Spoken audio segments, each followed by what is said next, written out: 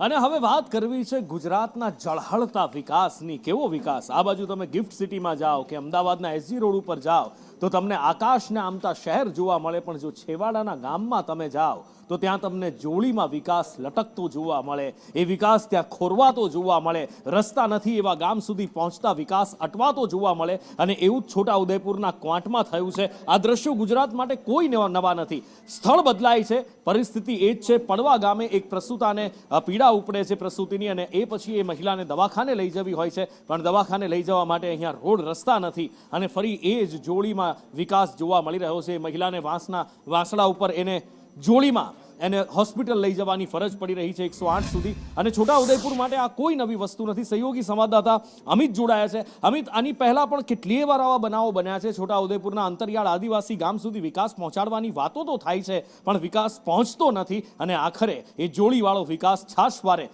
સામે આવતો રહે છે, અને વિકાસના બધા જ દાવાઓની પોલ ખોલતો રહે છે। જી ચોક્કસ જણાવી દો કે છોટાઉદેપુરની અંદર જે જિલ્લા વિકાસની વાતો કરવામાં આવે છે, મોટી મોટી જે વાતો થાય છે અત્યારે તો જોડીમાં જ વિકાસ હોય તેવું જણાઈ રહ્યું છે।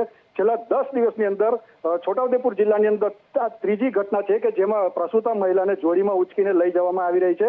10 દિવસ પહેલા 20 જૂનના રોજ નસવાડીના ખેંદા ગામની ઘટના હતી, 26 જૂનના રોજ કવાંટ તાલુકાના ભૂંડમારિયા ગામની હતી, અને આજે ત્રીજી ઘટના છે।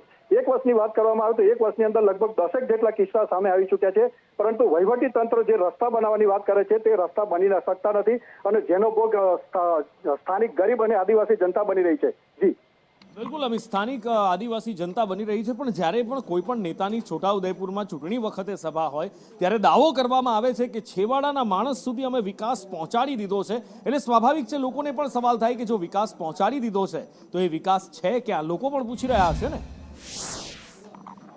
વિકાસની જે મોટા નેતાઓ જે વાતો કરી રહ્યા છે, પરંતુ છેવાડા સુધી વિકાસની વાતો કરે છે, પરંતુ છેવાડા સુધી પોતે નથી પહોંચ્યા। વિકાસની તો વાત દૂર રહી, કેટલાક નેતાઓ એવા છે કે જેમને આ અંતરિયાળ ગામડાઓ પણ જોયા નથી, અને તેમ છતાંય મોટા વિકાસના દાવાઓ કરી રહ્યા છે। જી બિલકુલ, વિકાસના મોટા દાવા અમિત કરવામાં આવે છે। એની સાથે સાથે જ્યારે આવા દ્રશ્યો આવે છે, ખરેખર ખૂબ હૃદયદ્રાવક દ્રશ્યો છે, આત્મા ખકડી ઉઠે એવા આ દ્રશ્યો હોય છે કે વિકાસના ગુણગાન કરવામાં આવે છે, પણ ક્યાંય અહીંયા સરકાર જાગતી નથી। સાથે જે વિપક્ષના નેતાઓ છે કે કોંગ્રેસના નેતાઓ છે એ પણ અવાજ ઉઠાવતા જોવા નથી મળતા।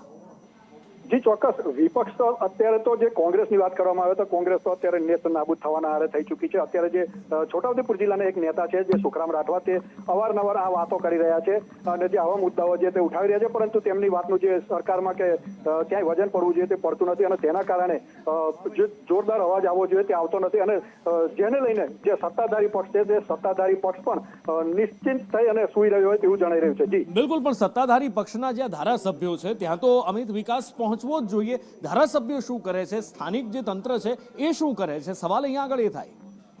સ્થાનિક ધારાસભ્યની વાત કરવામાં આવે તો સ્થાનિક ધારાસભ્ય તો આ જે મુદ્દા થાય છે, મુદ્દા જે ઉભા થાય છે ત્યાં સુદ્ધા હજુ પહોંચ્યો હોય તેવું લાગતું નથી। જેનો એક તાદ્રશ્ય દાખલો છે કે છોટાઉદેપુર જિલ્લાની અંદર જે જીવાદોરી મનાતો જે નેશનલ હાઈવે નંબર 56 છે, એ નેશનલ હાઈવે નંબર 56 નું જે ડાયવર્ઝન તૂટી ગયું, પુલ તૂટી ગયું, છતાં પણ તેઓના વિસ્તારમાં આવતું હોવા છતાંય મુલાકાત લીધી નથી, ત્યારે અંતરિયાળ વિસ્તારની તો વાત જ ક્યાં કરવી। એટલે જે સ્થાનિક ધારાસભ્ય છે, સ્થાનિક ધારાસભ્ય તો આ બધા મુદ્દાથી ઉપર રહી અને જે ફક્ત ને ફક્ત જે રોડ રસ્તાના કામ ચાલતા હોય ત્યાં જ આટા મારવા અને ખાતમુહૂર્તો કરવામાં બિઝી રહેતા હોય છે। જી બિલકુલ અમિત, માહિતી બદલ આભાર। પણ અહીંયા સવાલ એ જ થાય કે આખરે આવી પરિસ્થિતિ ગુજરાતમાં કેમ?